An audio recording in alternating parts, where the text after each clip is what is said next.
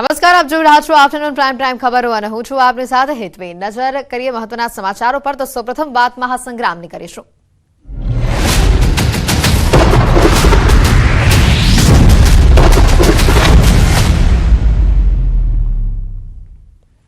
રૂપાલા વિવાદને લઈને અહીંયા સૌથી મોટા સમાચાર આવી રહ્યા છે। ભાજપના ક્ષત્રિય નેતાઓની મહત્વની બેઠક યોજાશે। ક્ષત્રિય સમાજનું આંદોલન ઉગ્ર બનતા બેઠક યોજાશે। ઉમેદવારી પત્ર ભરાતા પહેલા આંદોલન પૂર્ણ થાય તેના ઉપર ચર્ચા થશે। ચર્ચામાં નેતાઓને જવાબદારી સોંપવામાં આવશે। ભાજપ ક્ષત્રિય નેતાઓની બેઠકમાં ગૃહ મંત્રી હર્ષ સંઘવી પણ હાજર રહેશે। મંત્રી નિવાસ સ્થાને આ બેઠક મળવાની છે। મહત્વના સમાચાર આવી રહ્યા છે। ચર્ચામાં નેતાઓને વિવિધ અને વિશેષ જવાબદારી સોંપવામાં આવશે। રૂપાલા વિવાદ અંગે સૌથી મોટા સમાચાર આવી રહ્યા છે। રાજ્યના ક્ષત્રિય નેતાઓની મહત્વની બેઠક યોજાવાની છે। ક્ષત્રિય સમાજનું આંદોલન ઉગ્ર બનતા આ બેઠક યોજાવાની છે અને આ બેઠકમાં કેટલીક મહત્વની બાબતો પર ચર્ચા થઈ શકે છે, જવાબદારીઓ સોંપાઈ શકે છે। ઉમેદવારી પત્ર ભરાતા પહેલા આંદોલન પૂર્ણ થાય તેના ઉપર ચર્ચા વિશેષ રૂપથી થશે। ચર્ચામાં નેતાઓને વિશેષ જવાબદારી સોંપવામાં આવશે। ભાજપ ક્ષત્રિય નેતાઓની બેઠકમાં ગૃહ રાજ્ય મંત્રી હર્ષ સંઘવી હાજર રહેવાના છે, તો મંત્રી નિવાસ સ્થાને આ બેઠક મળવાની છે।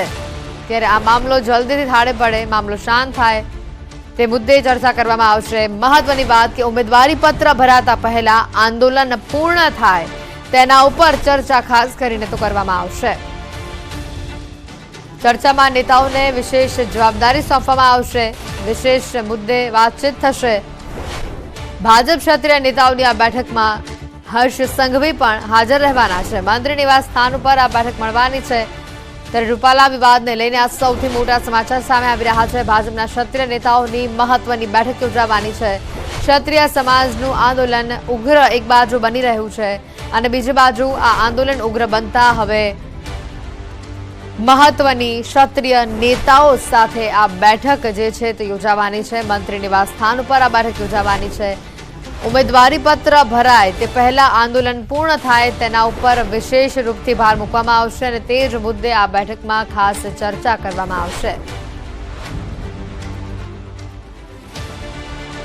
અને આજ મુદ્દે વધુ વિગત મેળવવાનો પ્રયત્ન કરીશું। સંવાદદાતા મૌલિક અમારી સાથે સીધા અહીંયા જોડાઈ ચૂક્યા છે। મૌલિક, જે રીતનું આ સમગ્ર વિવાદ વકરી રહ્યું છે, સમગ્ર રાજ્યમાંથી રોષ સામે આવી રહ્યા છે ક્ષત્રિય સમાજના, અને બીજી બાજુ જ્યારે આ મહત્વની બેઠક મળવાની છે, ઉમેદવારી પત્ર ભરાય તેની પહેલા આ આંદોલન, આ વિવાદ શાંત થાય તેવા પ્રયાસો ભાજપ તરફથી કરવામાં આવશે। વધુ માહિતી શું?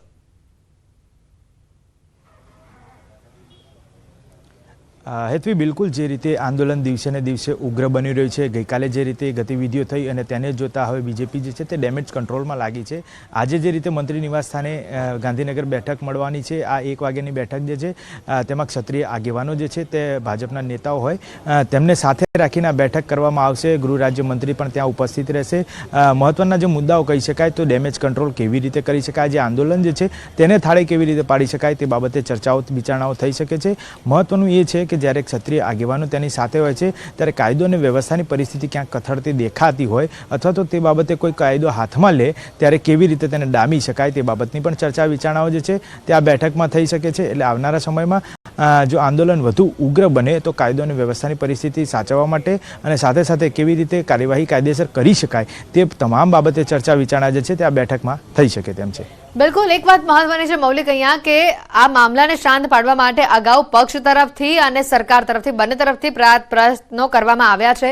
વિવિધ નિવેદનો સામે આવ્યા છે, વિવિધ સમાજો આગળ આવ્યા છે આ મામલાને લઈને, પરંતુ હવે જ્યારે આ બેઠક મળવા જઈ રહી છે, સમાધાનના કોઈ પણ એંધાણ અહીંયા આ બેઠક બાદ અથવા તો આ બેઠકમાં દેખાઈ રહ્યા છે?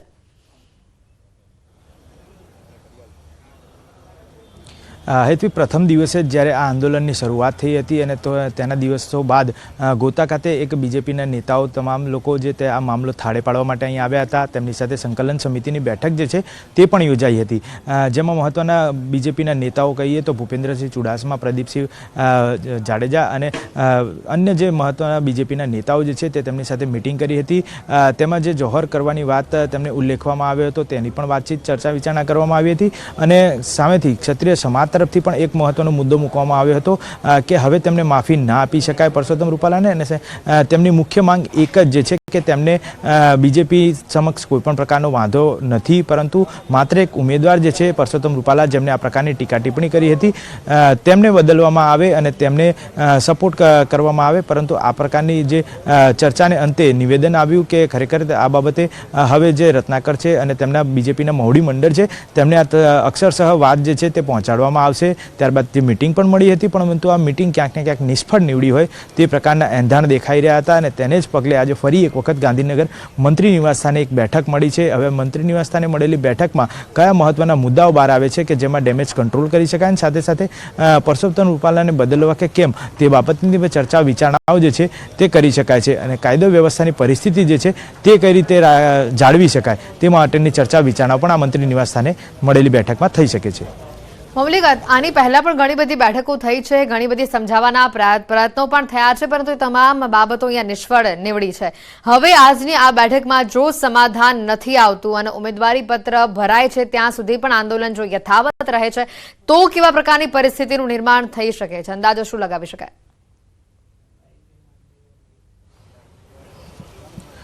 એક અંદાજની જ્યાં સુધી વાત છે ત્યાં સુધી અંદાજ એ લગાવી શકાય છે કે 12મી એપ્રિલ સુધી આ જે ઉમેદવારી પત્ર જે છે તે ફોર્મ ભરવાની છેલ્લી તારીખ છે અને તે પહેલાં જો પરસોત્તમ રૂપાલા પોતાના સમર્થકો સાથે આ ફોર્મ ભરવા જાય છે ત્યારબાદ કોઈપણ પ્રકારની ફેરબદલી જે છે તે ભાજપ દ્વારા નહીં કરવામાં આવે તેવું ચોક્કસથી માની શકાય. અને જો આ પ્રક્રિયા હાથ ધરવામાં આવે છે તો ક્ષત્રિય સમાજ દ્વારા આગામી સમયમાં કેવા પ્રકારના જલદ આંદોલનથી લઈ તમામ રણનીતિઓ ઘડવામાં આવે છે તેની ઉપર સૌ કોઈની નજર છે. પરંતુ અત્યારે હાલ જે મિટિંગોનો દોર જે છે તે બંને બાજુ જોવા મળ્યો છે. એક તરફ વાત કરીએ તો અત્યારે હાલ ગોતા ખાતે ક્ષત્રિય સમાજની બેઠક મળી રહી છે, જેમાં શેરસિંહ રાણા જે છે જેઓ અહીંયા ઉપસ્થિત છે તે પ્રેસ કોન્ફરન્સ કરશે. આગામી સમયમાં તેવા કેવા પ્રકારના સમર્થન છે તે લઈ રહ્યા છે. બીજી તરફ વાત કરીએ તો કેટલાક છેલ્લા દિવસોમાં અન્ય સમાજના સમર્થન જે છે તે પણ ક્ષત્રિય સમાજ મેળવી રહ્યું છે. એટલે આંદોલન વધુને વધુ ક્યાંક મજબૂત થઈ રહ્યું છે અને તેને જોતા બીજેપી જે છે તે આ રણનીતિ જે છે તે બનાવી રહી છે. બીજેપી દ્વારા નિવેદન સામે આવ્યું હતું કે જો રૂપાલાની ટિકિટ કેન્સલ કરવામાં નહીં આવે તો ક્ષત્રિય સમાજ અલગ અલગ સીટો પર પોતાના ઉમેદવારો ઉતારશે અને ખાસ કરીને મતદાન તેઓની ફેવરમાં થશે. એટલે આ પણ અહીંયા ક્યાંક ને ક્યાંક પક્ષ માટે ચિંતાજનક વિષય કહી શકાય.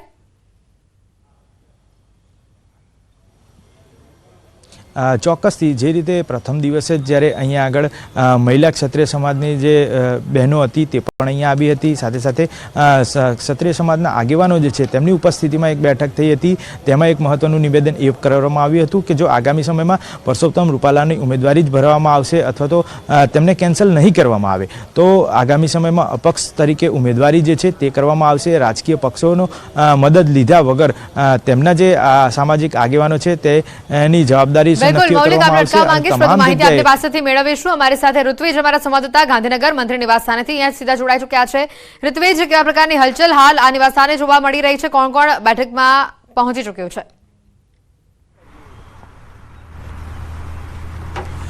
જી, એથી વાત કરીએ તો હાલ જે નેતાઓ છે તે જે મંત્રી નિવાસસ્થાને પહોંચી રહ્યા છે. ખાસ કરીને વાત કરું તો હું આપણે દ્રશ્યમાં બતાવવા માંગીશ. થોડી જ વાર પહેલાં અહીં ભૂપેન્દ્રસિંહ ચુડાસમા છે, આઈ.કે. જાડેજા છે, પ્રદ્યુમનસિંહ જાડેજા સહિતના જે પણ નેતાઓ છે તે અહીં પહોંચ્યા છે અને ખાસ કરીને જે પ્રાથમિક વિગત મળી રહી છે ત્યાં સુધીમાં આ તમામ જે નેતાઓ છે તેમની સાથે મિટિંગ કરવામાં આવશે. હર્ષ સંઘવી જે ગૃહમંત્રી છે તેમની સાથે આ મિટિંગનું આયોજન કરવામાં આવ્યું હોવાનું હાલમાં પ્રાથમિક વિગત મળી રહી છે. હજી પણ કેટલાક નેતાઓ છે તે આવે તેવી શક્યતા રહેલી છે. એટલે જે પ્રકારે વિવાદ સામે આવી રહ્યો છે તેને લઈને હવે આ મિટિંગ છે તે કરવામાં આવી રહી છે. અગાઉ પણ મિટિંગ કરવામાં આવી હતી પરંતુ ત્યારબાદ જે વિવાદનો અંત આવ્યો ન હતો અને આજે જ્યારે સાંજના સમયે જે ધંધુકાની અંદર સંમેલન યોજાવા જઈ રહ્યું છે તે પહેલાં આ મિટિંગ છે તે એક મહત્ત્વની સાબિત થઈ શકે છે અને અનેક બાબતોની ચર્ચા છે તે આ મિટિંગની અંદર કરવામાં આવશે. જે નેતાઓ છે તે પહોંચી ચૂક્યા છે અને થોડી જ વારની અંદર અન્ય નેતાઓ છે તે પણ અહીં પહોંચે તેવી શક્યતા રહેલી છે અને બેઠકની અંદર તેઓ પણ સામેલ થાય તેવી શક્યતા રહેલી છે.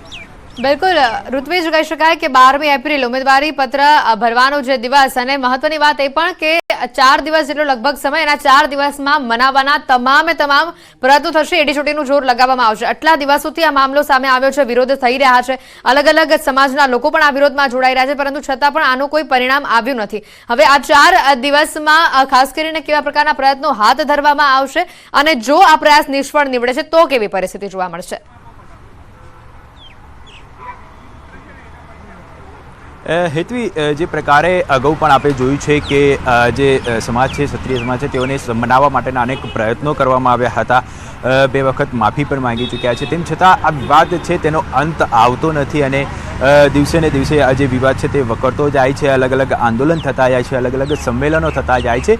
એટલે મહત્વનું છે કે મનાવવા માટેના તો તમામ પ્રયત્નો થઈ રહ્યા છે, પરંતુ વિવાદનો અંત આવતો નથી. એટલે હવે કયા પ્રકારની જે કામગીરી છે તે કરવી, કઈ રીતે વિવાદનો અંત આવે જેથી કરીને જે આગામી જે લોકસભાની ચૂંટણી છે તે શાંતિપૂર્ણ માહોલની અંદર પસાર થાય, તે માટેના પ્રયત્નો હાલમાં કરવામાં આવી રહ્યા છે. અને તેને જ ધ્યાનમાં રાખીને જે હર્ષ સંઘવી છે તેમના દ્વારા એક બેઠકનું આયોજન કરવામાં આવ્યું છે. અને આ બેઠકની અંદર ખાસ કરીને આ જ બાબતને લઈને ચર્ચા વિચારણા કરવામાં આવશે કે અત્યાર સુધી જે રણનીતિ રહી હતી તે કયા પ્રકારની રહી હતી અને હવે કયા પ્રકારની જે રણનીતિ કરવી જોઈએ કે જેથી કરીને આ આંદોલન છે, આ જે વિવાદ છે તે વિવાદનો અંત આવે.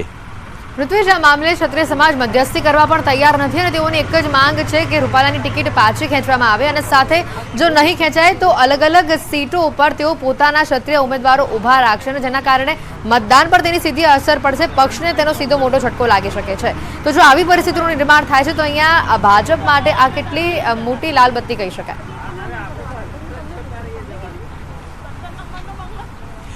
હેતવી, જે ક્ષત્રિય સમાજ છે તેઓની શરૂઆતથી જ એક માંગ હતી કે જ્યારે પણ આ જે વિવાદની શરૂઆત થઈ હતી તે વિવાદથી તેઓ પોતાની માંગ ઉપર અડગ રહ્યા હતા કે કોઈપણ સંજોગોની અંદર ટિકિટ રદ કરવામાં આવે, માત્ર માફી માંગી લેવાથી આ ચલાવી લેવામાં નહીં આવે. એટલે તેઓ છે તે પોતાની માંગ ઉપર અડગ રહ્યા છે અને તેમની એક જ માંગ છે કે ટિકિટ રદ કરવામાં આવે અને જો ટિકિટ રદ નહીં થાય તો તેમના ઉમેદવારો છે તે અલગ અલગ સીટ ઉપર ઊભા રાખવામાં આવશે. એટલે અગાઉ પણ તેમણે આ પ્રકારની જાહેરાત કરી હતી. અગાઉ પણ એવી જાહેરાત કરી હતી કે જે મહિલા ઉમેદવારો છે તે ખાસ કરીને પોતાની ઉમેદવારી નોંધાવશે. એટલે હવે જ્યારે 4 દિવસ જેટલો સમય બાકી રહ્યો છે કે જે ઉમેદવારી ફોર્મ ભરવાની હવે તારીખ નજીક આવી રહી છે, ત્યારે કયા પ્રકારની અસર જોવા મળી રહી છે તે એક મહત્વની વાત છે. અને આજની બેઠક છે તે પણ એક મહત્વપૂર્ણ સાબિત થઈ શકે છે, કારણ કે સમય ખૂબ જ ઓછો છે અને વિવાદ છે તે વકરતો જાય છે. એક પછી એક સંમેલનો થતા જાય છે. ધંધુકાની અંદર સંમેલન છે, ત્યારબાદ આવનારા સમયની અંદર રાજકોટની અંદર પણ એક મોટું સંમેલન થાય તેવી શક્યતા રહેલી છે.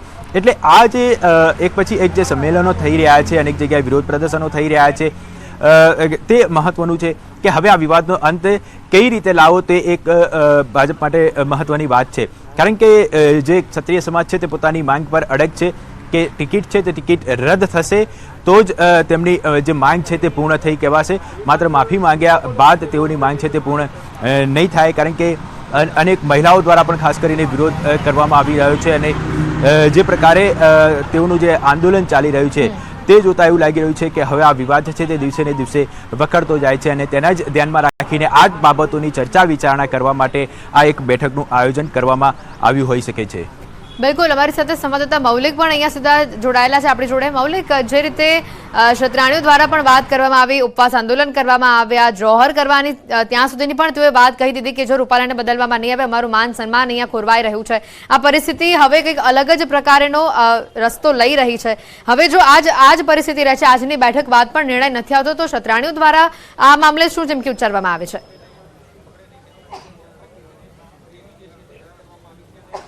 હેતવી, જે રીતે અલગ અલગ રણનીતિઓ જે છે તે ક્ષત્રિય સમાજ દ્વારા કરવામાં આવી રહી છે, તેમાં પ્રથમ દિવસની જ વાત હોય તો પ્રથમ દિવસે એ પ્રકારનું નિવેદન સામે આવ્યું હતું કે અલગ અલગ પક્ષમાં અપક્ષ ઉમેદવાર તરીકે ક્ષત્રિય સમાજના આગેવાનો જે છે તે ઊભા રહેશે. પરંતુ આમ છતાં પણ જો ભાજપ પોતાનો નિર્ણય નથી બદલતી તો તેમણે અન્ય રણનીતિ અપનાવવી પડશે. તેમાંની એક રણનીતિ જોહર કરવાની પણ હતી. ગઈકાલે તેમાં પણ તેમણે ક્ષત્રાણીઓએ જે મહેંદી હાથમાં મૂકી અને જોહર કરવા તરફ આગળ વધતા હતા તે પહેલાં તેમણે આગલા દિવસે પોલીસ તરફથી આગળ લાવી અને કાયદો વ્યવસ્થાની પરિસ્થિતિ જળવાય તે માટે તેમની નજરકેદ કરવામાં આવી હતી. તેમને આ જોહર કરતાં અટકાવી શકાય તે માટેની પણ કિલ્લેબંધી જે છે તે પોલીસ દ્વારા કરવામાં આવી હતી. એટલે ગઈકાલે એ પ્રકારનો જે કાર્યક્રમ હતો તે ક્યાંક અટકાવવામાં આવ્યો અને બંધ રહ્યો હતો.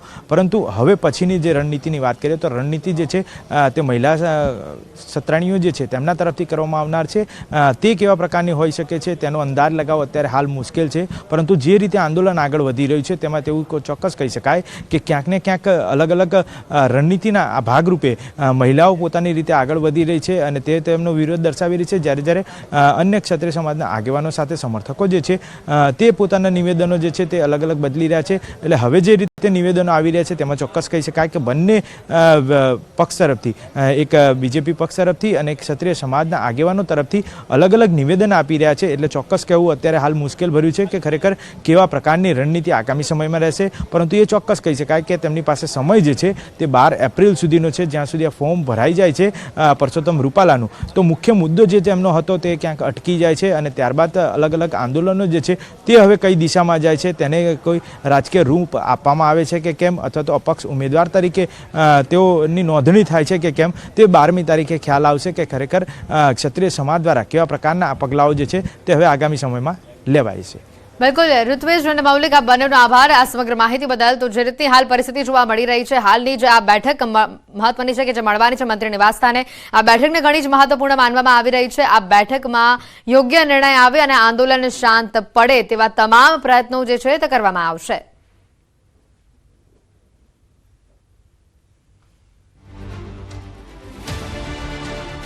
તો આ તરફ રૂપાલા સામેના ક્ષત્રિયોના આંદોલનમાં રાજકીય વ્યક્તિઓને દૂર રાખવામાં આવશે. રાજકોટમાં મળેલી ક્ષત્રિય સમાજની કોર કમિટીનો આ નિર્ણય સામે આવ્યો છે. સામાજિક આંદોલન હોવાથી સમાજના રાજકીય અગ્રણીઓને કમિટી સહિતમાં સ્થાન નહીં અપાય. રાજકીય અગ્રણી બહારથી સાથ આપી શકશે, પણ સક્રિય કમિટીમાં કોઈ હોદ્દા નહીં અપાય. ધંધુકામાં મળનાર સંકલન સમિતિના સંમેલન બાદ આગામી રણનીતિ નક્કી કરવામાં આવશે.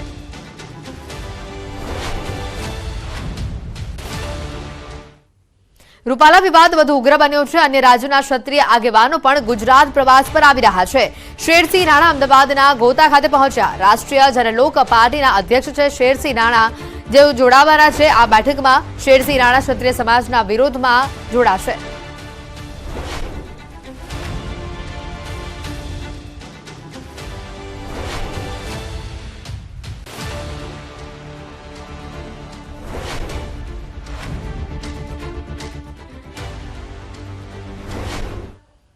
સમાચારોમાં હાલ રોકાઈશું એક બ્રેક માટે, પરંતુ તે પહેલા નજર કરીશું ટોપ 3 ખબરો પર.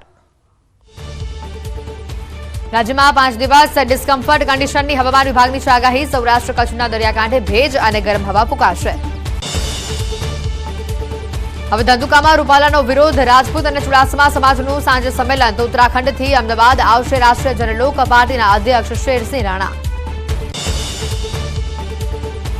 કોંગ્રેસનો પેચ હજી પણ ફસાયેલો. કોંગ્રેસે હજી 3 બેઠક માટે જાહેર નથી કર્યા ઉમેદવાર. રાજકોટમાં કોંગ્રેસનું કોકડું ગૂંચવાયેલું.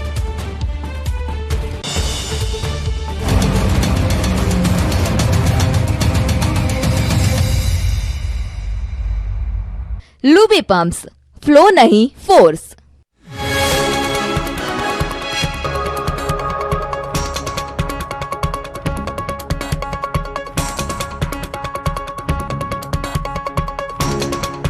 લુબી પમ્પ્સ, ફ્લો નહીં ફોર્સ.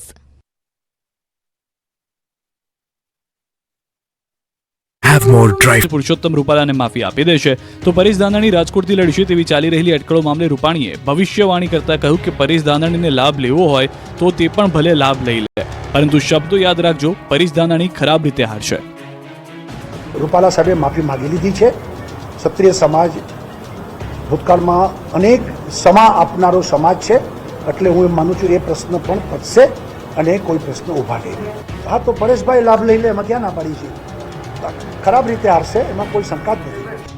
દેવભૂમિ દ્વારકા જિલ્લાના મુખ્ય મથક ખંભાળિયા અને જિલ્લા ભાજપ કાર્યાલય શ્રી દ્વારકેશ કમલમનો લોકાર્પણ કાર્યક્રમ યોજાયો, જેમાં પ્રદેશ ભાજપ પ્રમુખ CR પાટીલ, સાંસદ પૂનમબેન માડમ, કેબિનેટ મંત્રી મુળુભાઈ બેરા, પ્રદેશ મહામંત્રી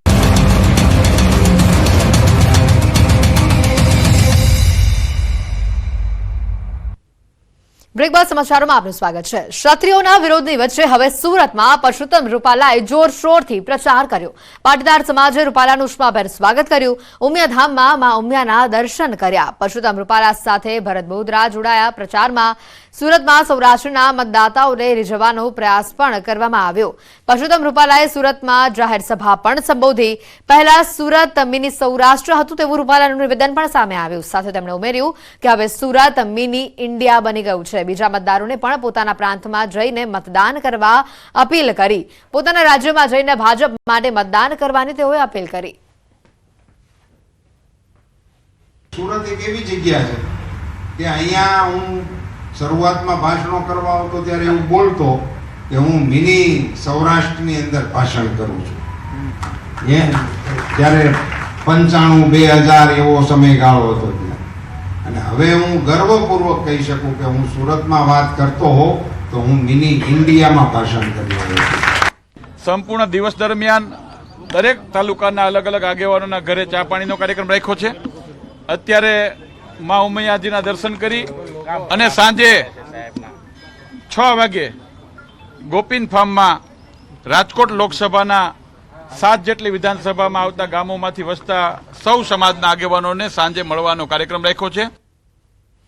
તો આ તરફ ખેડાના કપડવંજમાં પાટીદારોનું મહાસંમેલન યોજાયું. વિશ્વ ઉમિયા ફાઉન્ડેશન દ્વારા પાટીદાર મહાસંમેલનનું આયોજન કરવામાં આવ્યું. લોકસભાના ઉમેદવાર દેવુસિંહ ચૌહાણ ઉપરાંત વિશ્વ ઉમિયા ફાઉન્ડેશન પ્રમુખ આરપી પટેલ સહિતના હોદ્દેદારો ઉપસ્થિત રહ્યા હતા. આ કાર્યક્રમમાં 5000થી વધુ પાટીદારો ઉપસ્થિત રહ્યા હતા. કાર્યક્રમમાં દેવુસિંહ ચૌહાણે સમાજની શક્તિ રાષ્ટ્રના નિર્માણમાં ઉપયોગમાં લાવવા આહવાન કર્યું હતું.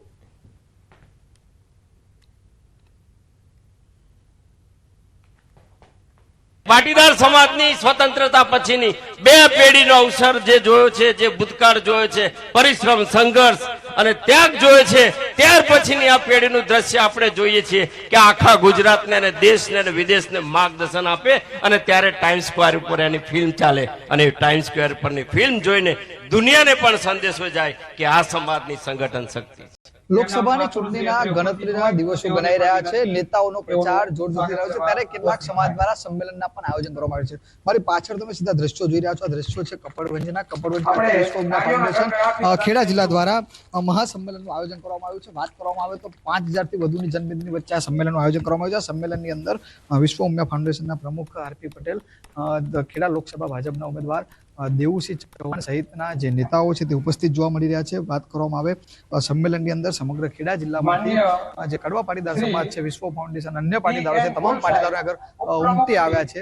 જે પ્રકારે તમે જોઈ રહ્યા છો કે હાલમાં સ્ટેજ ઉપર જે આરપી પટેલ સાહેબ, ખેડા જિલ્લા ભાજપ પ્રમુખ અજય બ્રહ્મભટ્ટ હોય, આ તમામ નેતાઓ અત્યારે સ્ટેજ ઉપર ઉપસ્થિત જોવા મળી રહ્યા છે.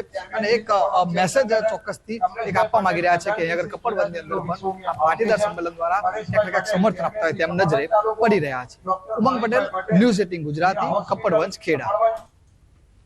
ખેડાના કપડવંજમાં પાટીદાર સંમેલન યોજાયું. ક્ષત્રિય ધારાસભ્ય રાજેશ ઝાલાએ દેવુસિંહ ચૌહાણને સમર્થન આપવા આહવાન કર્યું. સામાજિક પ્રસંગમાં આડકતરી રીતે દેવુસિંહ ચૌહાણ માટે મત માંગ્યા અને સૌને સાથે લઈને ચાલનારા આપણા નેતા એટલે દેવુસિંહ ચૌહાણ. આ વાત પણ તેમણે કહી.